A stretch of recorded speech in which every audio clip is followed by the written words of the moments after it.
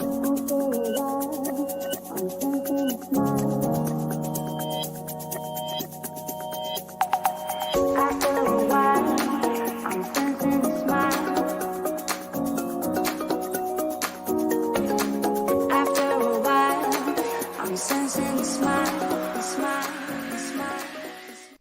welcome everybody, it's Dan. Hope you're well today. I don't know what happened to my voice there. It went all high-pitched. Anyway, hope you're well. Hope you're surviving 2022. We're going to talk about this year. We've done 2022. Let's get on to 2023, shall we? Obviously, we're not finished, are we? We've got another 5 weeks to go. And hopefully you're not kind of ramping your business down. We just go quite the opposite. We want to ramp up for December, and we want to hit 2023 with hit the ground running in 2023. That's what I'm trying to say, but not saying it very well. And so what are the things that you could do to help you hit the floor running in 2023? And obviously we're a digital marketing agency, so let's talk about digital marketing, shall we? So designing your digital marketing strategy for 2023, that's what we're going to talk about here. And number one, straight off the bat, and it's kind of like back to front for many people. Most people go to, okay, what content do we want to create? And this is not about creating content just for the sake of creating content. It's about working out what actually do you want your customers to do. And you've got a difference in the type of traffic that you've got, because you've got cold traffic, which people have never heard of you. Then you've got warm traffic, people who kind of know about you but might not even know what you do. They've just heard of you. Obviously, you're going live every so often, obviously putting content out there. So the question is, what do you want them to do? And usually you want them to do different things depending on where they are in the sales cycle and whether they're cold traffic or hot traffic. So for example, in the sales cycle, one of the areas where we want people to join us and get into a conversation, and we offer these 15-minute strategy calls just to get into conversations with people, really, to help them diagnose what the problem is. Like, what are they trying to achieve? And if we can get those people to get on a call with us right at the start of their journey, right at the start of the sales cycle, we can handle that sales cycle much, much better. We usually close more business that way. But more importantly, the customer actually ends up getting what they really need as opposed to what they're being sold to. And I think this probably separates us from most businesses, because we're not, if a client comes to us and actually we can't help them, or we don't want to help them sometimes, or what they're asking for is either unrealistic or it's just not achievable in the timescales or the price point that we want to do it, we'll actually tell them. We won't just go, yeah, we can do that. It doesn't happen very often, but it can happen. And so we want to get people at the start of their sales cycle so that we can understand exactly what it is that they're wanting to achieve. And you should be wanting to do that as well. Like, whatever it is that you happen to sell, what do you want your customer to do next? Like, what's the first thing that you want them to do? And as I say, this can depend on whether they're warm traffic or cold traffic. So if they're cold traffic, they've never heard of you, you ain't selling a £15,000 consultancy product. Probably not straight off the bat. They've got to get introduced to you, they've got to know you, they've got to like you, they've got to build trust with you. You've got to demonstrate credibility, demonstrate expertise over a long period of time or over a period of time. And this is for cold traffic. So you want to give them something that they can build that trust over a period of time. That's what we call the landing page, and that's why we talk about designing the landing page. But then conversely, you might have somebody who actually already knows who you are, they're warm traffic, and they just want to buy right now. And there's no point in warming them up any further, because they're like, no, Dan, you don't understand. I want to sign up now. Let's get going. And it's like, oh yeah, but just download this free guide. No, I don't want a free guide. I want to sign up. I want to give you some money and start doing what we need to get going. And so your landing page has to cover both of those. Your landing page should cover those people who have cold traffic and they need a bit of extra help to build trust, credibility over a period of time with you. And then you want maybe a sales button or a buy now button for those people who are actually ready to pull the trigger and click purchase. And so your landing page has to be designed for both of those options to be feasible on the same landing page. Sometimes if you're running cold traffic, let's just say a Facebook ad, and you're running that to a landing page, it might be the very first thing you want them to do is actually to understand how your business works, to download, like we give a free Facebook guide, for example. We actually want people to download that first if they don't know who we are. And in downloading that and going through it, when we then get them on a phone call, one, they're much more likely to buy from us, but two, more importantly than that, they're much more educated about what Facebook ads is actually all about, not what they've heard from their friends or what they see other people doing and that kind of thing. So all of this should be designed properly on your landing page. And the way that most people design a landing page is they just get a load of information, bang it out there, stick it on a landing page and go, you know what, that'll do. That's not how it works in 2022, and it's definitely not how it's going to work in 2023. So you need to be a little bit more, or a lot more cerebral about your landing page, which is a fancy way of saying you need to think about it a little bit more. And you know, maybe jump on a call with us and just work through that.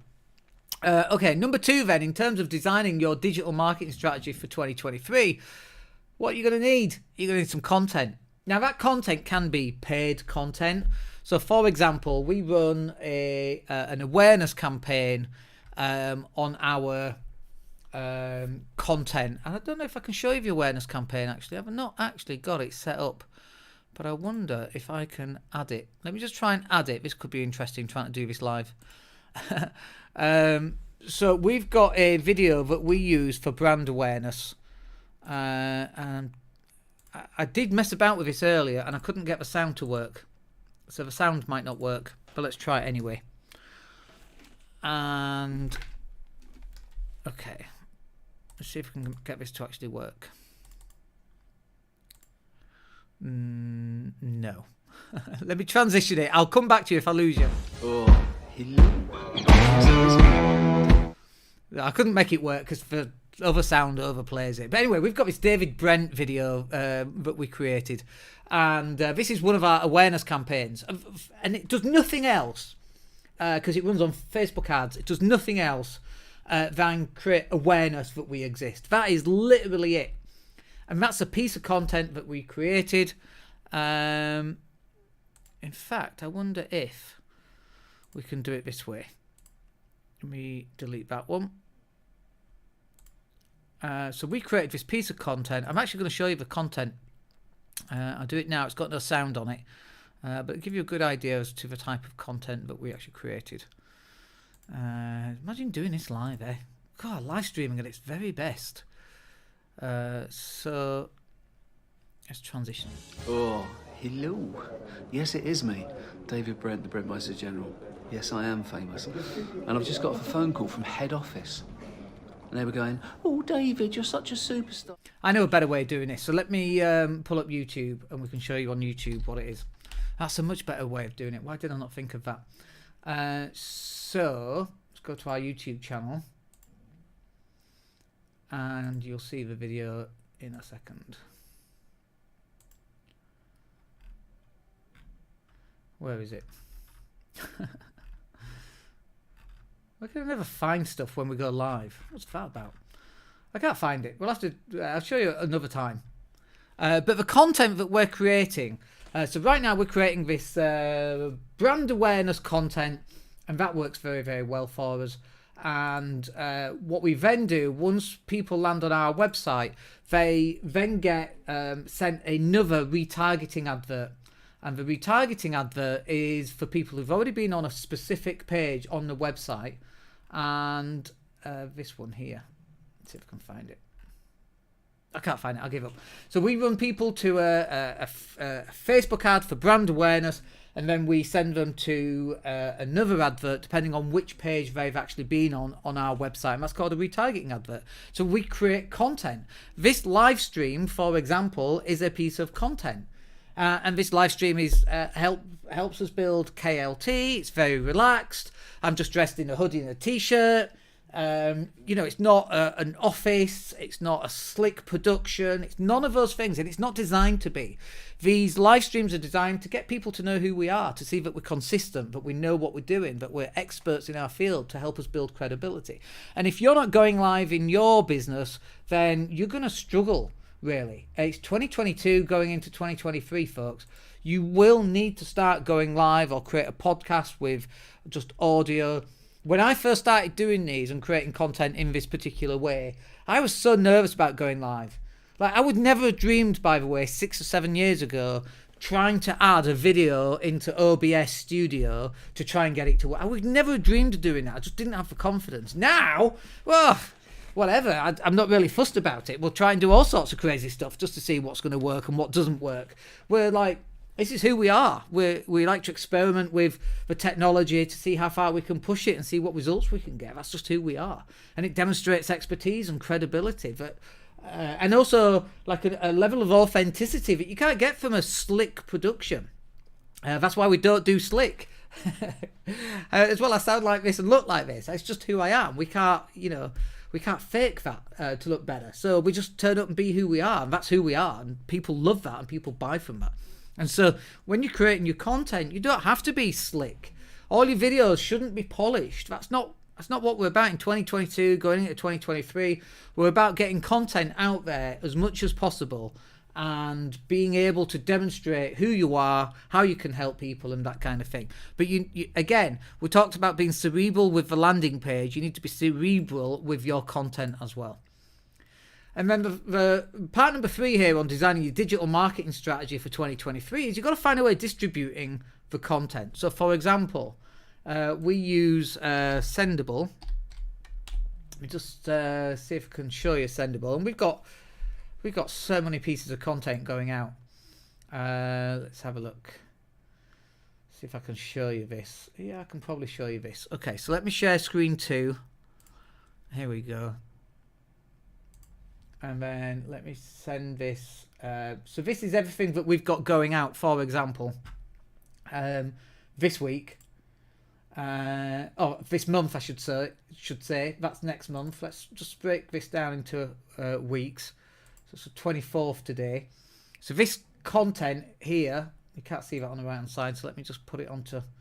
So from 8 o'clock, Sunday, Monday, Tuesday. So this is the full day of the week, effectively. Right there, a second screen, right? Yeah, so right there you can see all our content that's going out. So we schedule, and this is just mine, by the way. On mine, we've got 262 pieces of content scheduled, and so far, scheduled by the entire team, we've got 1,186 pieces of content scheduled, just on my account. Like, think about that. 1,100 and odd pieces of content we've got lined up, ready to go out. Your job should be to, as well as running your job and running your business, is to distribute the content that you create. Now, some of the content we've created is content that we've had from years ago. So, like, sometimes we repurpose some of the content. So some of the stuff that we've actually done, we would reutilize because, let me just pull this up. Oh no, I won't bother showing you that. We just want to get as much content out as possible on a regular basis, because then people can see us constantly. And that's definitely one of the things that you're going to need, is to be in front of people. Marketing is really about getting eyeballs on your content. That's pretty much it. You want to be on TV? You can be on TV. It's called YouTube. It's called Facebook. It's called Twitter and LinkedIn. It's TikTok. All these opportunities are available to you, and more people are watching YouTube and TikTok and all of that kind of thing than are actually watching TV adverts. In fact, in the olden days, in the 70s and 80s and 90s, the adverts would come on, you get up, you go make a drink of tea. These days, what are people doing when they're watching TV? They're on a mobile phone, digesting content. The content's come off TV. If you want to get into people's heads, you've got to get onto these devices, and that comes from creating content. You've got to get onto podcasts or create your own podcast. This is why we go live. You know, we pull out a podcast from this live, and people download them and listen to them. We have no idea where they listen to them or why they listen to them, but we do know that they do listen to them, because every time we push a podcast out, we get a fresh set of downloads coming on. And then finally on this, you've got to see what works. Like, there's a lot of content that you're going to put out there that just doesn't get any engagement. And also that same content actually gets clicks. but nobody likes it and nobody comments on it, but it gets click-throughs. And that's really important to understand. What is the differentiation? Why are people engaging and why are people clicking? They're two separate things. Everybody's after engagement, and engagement's great, but not if people aren't taking action. Give me clicks any day of the week over engagement. Engagement on your social media posts are about ego. Click-throughs are about revenue. I'll take revenue every single day. And most people are so focused on click-throughs and engagement. Not click-throughs. Focused on engagement and likes, and they're not interested in how many sales did you make this week? How many sales did you make this month? And this is about you seeing what works and what doesn't. And so, for example, with our own business, we give our clients monthly reports on their social media. So we show them everything that we've done, all the videos and all the images that are created. And then we show them, this is the results of that work. This is how many visitors you've had from Facebook. This is how many people came from Twitter. This is the SEO that we've worked on, and so on and so forth. Understanding what works and knowing what doesn't will allow you to create the content that your clients are actually after, and you'll start getting better results from that. Anyway, look, I hope that's useful. Nice little short one today. We'll catch up with you on the next one. And in the meantime, I hope you have a wicked day. Take care.